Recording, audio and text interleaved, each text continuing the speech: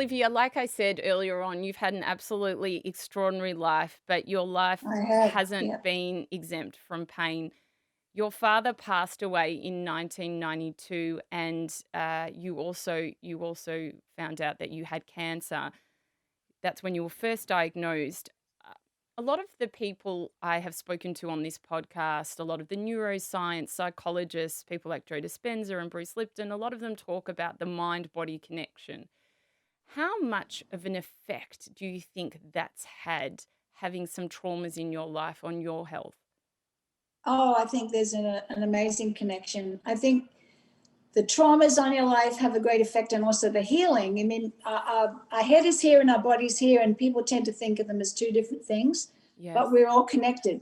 And what you think and what you feel affects your whole anatomy, your whole body. So it's really important what you put into your mind as well as into your mouth for health. You know, the thoughts that you choose to keep and the thoughts that you choose to not think about, it's really important. You need to, especially on a healing journey, focus on positivity and good health and seeing things in a good light, because it affects your whole being.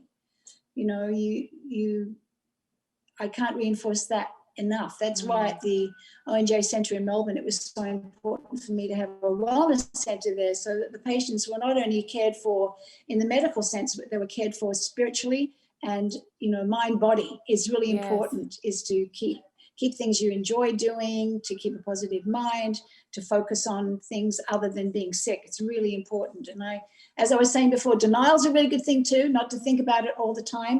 I Yeah. always reinforce to people who have cancer or some other illness to not focus on it all the time, to focus on the healing part, to focus on the positivity and see a way through and visualize getting through this and being healthy again. It's really important.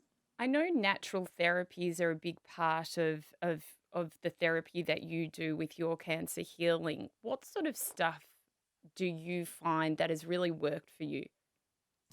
Well, the thing that's worked for me incredibly is plant medicine, which is why I formed the ONJ Foundation Fund, which is a foundation to raise money to fund research into plant medicine for cancer and to find kinder treatments for cancer, because that is what has been so beneficial for me. I mean, for the last 7 years, I have had breast cancer metastases and I feel fantastic. I have had radiation a few years ago, but apart from that, I've been using natural herbs and plant medicine. I had a few pharmaceuticals in the beginning, but I weaned myself off them because they made me more sick.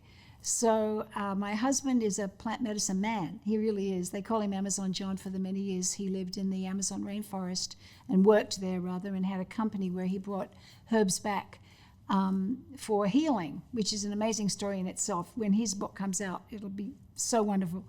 And so he also is growing cannabis for me on the property, and as you're allowed to do here. And the cannabis has been amazing for me for pain, for inflammation, for mind, for sleep. That's why this foundation is so important, because even though there is a lot of research already on cannabis and other plants, we want to do our own research and bring the science to people to say, look, this is what is happening and this is what can happen, Yeah. and it's a kinder way.